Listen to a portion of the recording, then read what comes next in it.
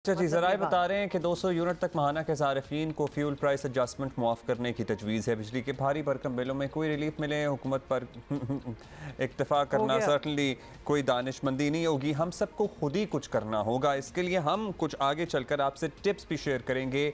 एक energy conservation expert हमारे साथ मौजूद होंगे जो हमें बताएंगे कि हम किस तरह अपने घरों के बिजली के बिल कम कर सकते हैं, खपत कम करके। उससे पहले रहनुमा मुस्लिम लीग नून तलाल चौधरी हमारे साथ हैं, जरा उनसे भी बात कर लेते हैं। तलाल चौधरी साहब, इस बार मुल्क भर में बिजली के बिल जो हैं जिस हिसाब से आए हैं, सब इसके बोझ तले, मतलब बोझ तले क्या, बातें अब बहुत अखीर लेवल तक पहुंच चुकी हैं कि अब करना क्या है।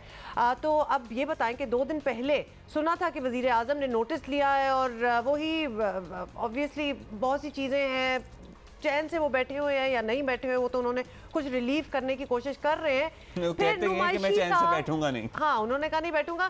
फिर नुमाइशी साहब का ऐलान भी कर दिया। तो क्या ये नोटिस कीमत बढ़ाने से पहले नहीं किया जा सकता था? इतनी टेंशन दी क्यों? कोई टेंशनें कम है?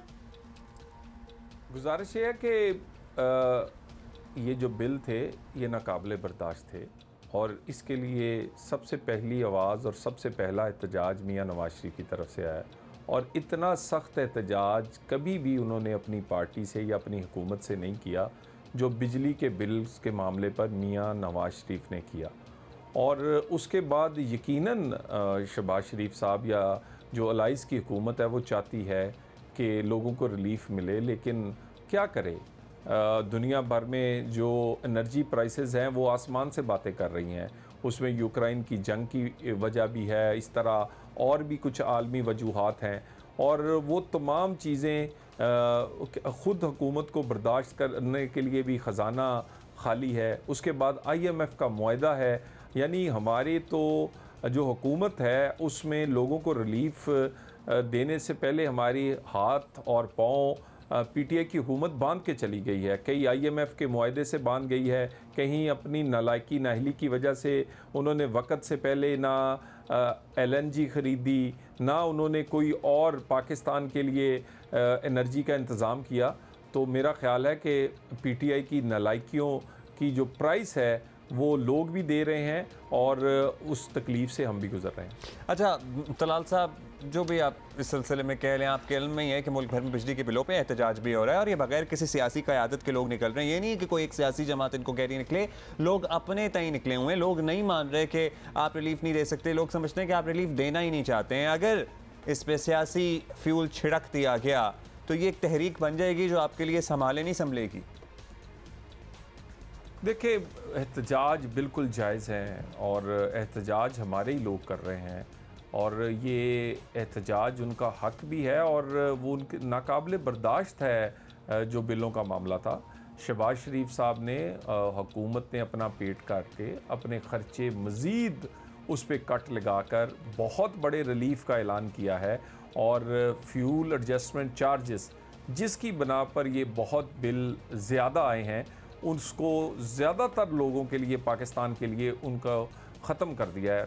टैक्सेस जो थे वो ख़त्म कर दिए हैं और उम्मीद है कि अब बिलों में जितनी रायत दे दी गई है उसके बाद वही बिल आम आदमी को मिलेगा जो कि इससे पहले मिलता रहा है। कोशिश तो पूरी है मगर क्या करें, एक हाथ से IMF बांध के चले गई ये PTI, दूसरे जो टांगे हैं वो बांध कर चले गए अपनी नालायकी नाहली से कि उन्होंने किया ही कुछ नहीं। अच्छा तलाल चौधरी साहब, आप ज़रा ये एक्सप्लेन कर दें, क्योंकि इस वक्त तो बिल्कुल ऐसा लग रहा है और जिसके बारे में हम जिक्र करते भी रहते हैं कि सैलाब, बिजली, महंगाई, इतनी इश्यूज़ हैं, उनसे बढ़कर हुकूमत का सारा फोकस जो है वो इमरान खान पर लगा है। मतलब इसमें किसी भी आप एक्सपर्ट एनालिस्ट पूछ ले, सारों को यही चीज़ नज़र आ रही है। उनकी भी अटेंशन ज़रा डाइवर्टेड है। अब खान साहब भी आपको पता है संगीन केसेस में फंसे बैठे हैं, तो वो भी थोड़े से डाइवर्टेड हैं बिल्कुल। तो क्या वक्त आ नहीं गया कि हुकूमत की तवज्जो जो है वो भी अब सियासत से हटकर अवामी मसाइल पे आ जाए? मतलब कितना अब डिले करेंगे, मजीद कुछ कर लें अवाम के लिए भी?